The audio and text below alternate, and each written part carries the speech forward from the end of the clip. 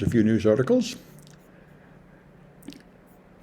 There was a Lego theme park in South Korea, and a right-wing local leader in a district won, and he just decided not to pay the bonds that had been issued.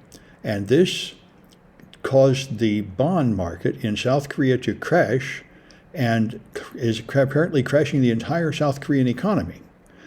Because it means nobody can trust any of these bonds, and they were previously rated as essentially no risk. And this is very much like the thing that happened about 20 years ago when Newt Gingrich, a Republican in America, decided to not pay our debts.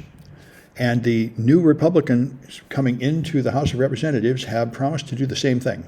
They're going to refuse to pay our debts and default on them, making demands that probably cannot be met, like lowering Social Security payments to our old retired people. And if they do that, people expect that would pretty much crash the entire world economy, because the dollar is the trusted currency of the world.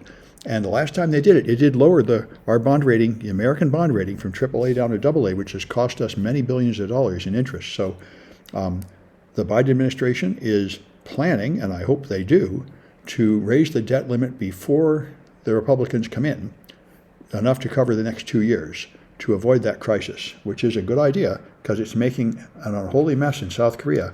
And the same thing will happen over the whole world if we allow the Republicans to default on our promises, which is what they want to do.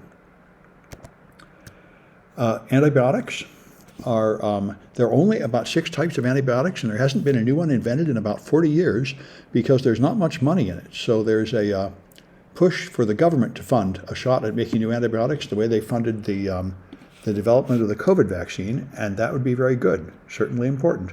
There are a bunch of people with diseases that are becoming impossible to treat because they have developed resistance to all existing antibiotics, and there are no new ones. So the FTX has crashed largely due to fraud. However, another issue about FTX is they took money from people that wanted to exchange money, and they just issued a token as a reward, issued an arbitrary token based on nothing, which people bought.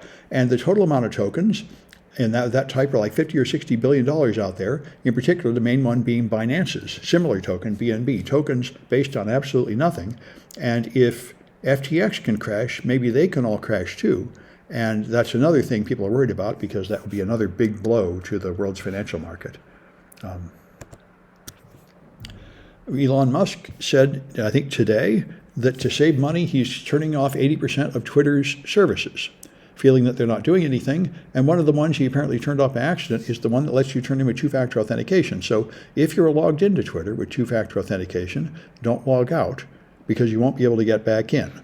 Although I saw some later reports from some people that some types of logging back in are now working, like email but not SMS or something like that.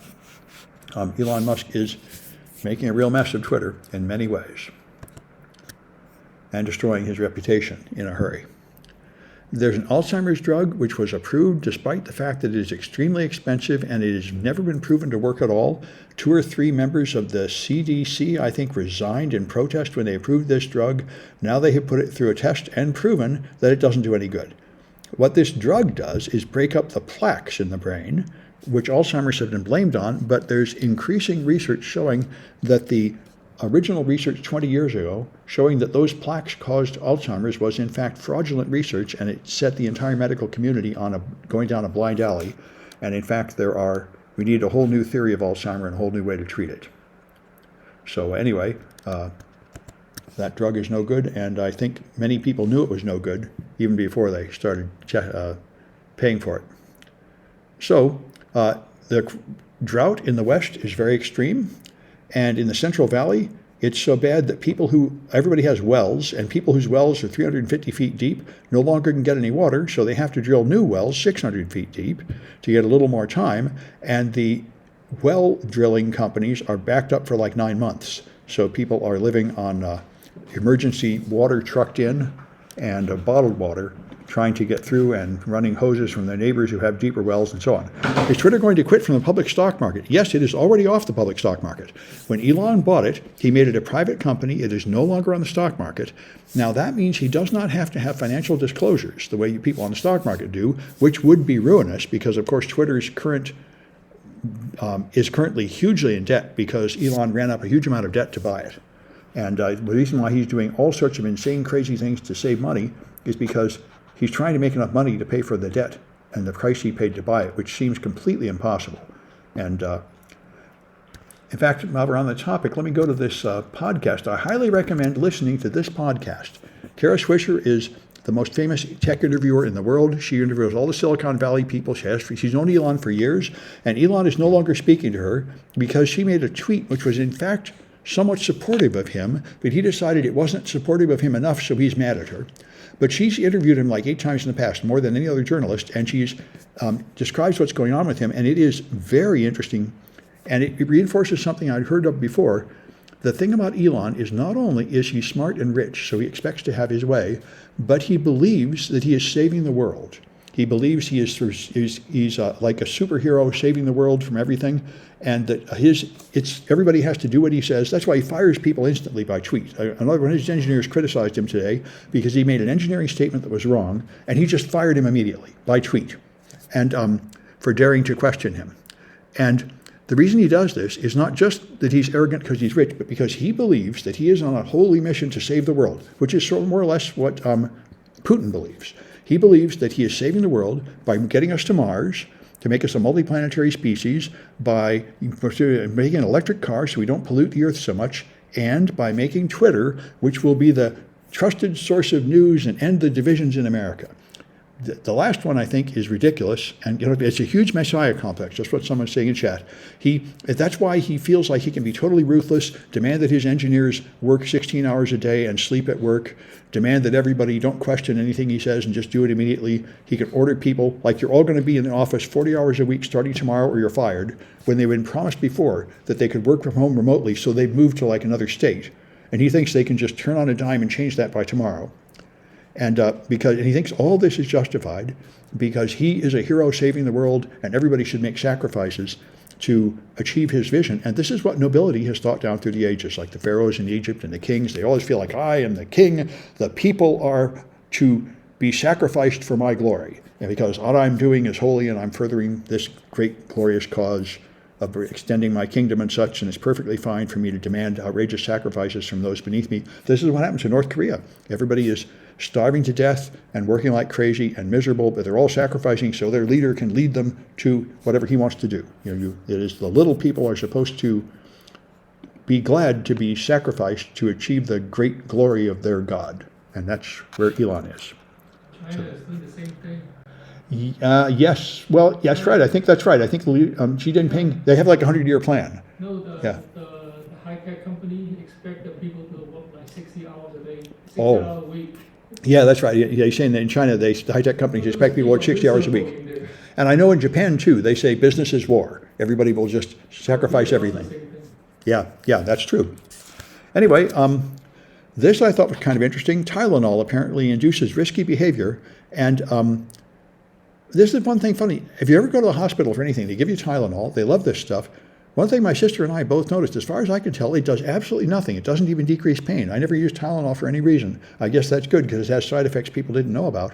But it doesn't even kill pain for me. I just use aspirin. Anyway, but it's the number one pain relief drug in the world, and they're saying it has some psychological side effects. Hello, Rouhani. You're charging like $70 a pill, right?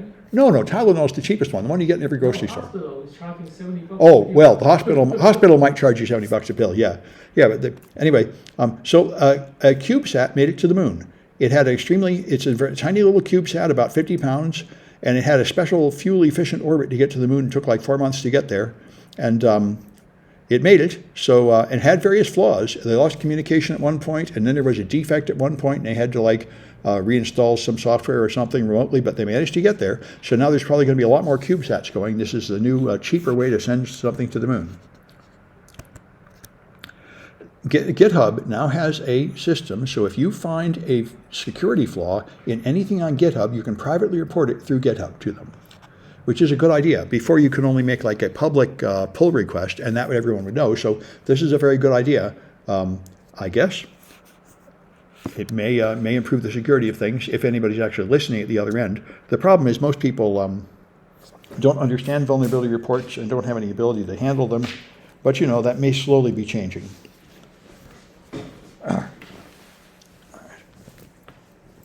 All right. And I guess I might have time for one more of these. Yeah, they're going to have, you may remember the JEDI contract, when the U.S. military had a huge contract that was all supposed to go to one company, and they were going to give it to Amazon, then they were going to give it to Azure, and I don't even know what became of it. Now the Department of the Interior that runs parks wants to have a single vendor, a $1 billion cloud contract to put all the computers having to do with people going into parks in America into the cloud. So that'll be a big contract for someone to win. And we can imagine, I suppose, a similar battle between companies. The main thing is you have to meet, of course, federal standards of compliance.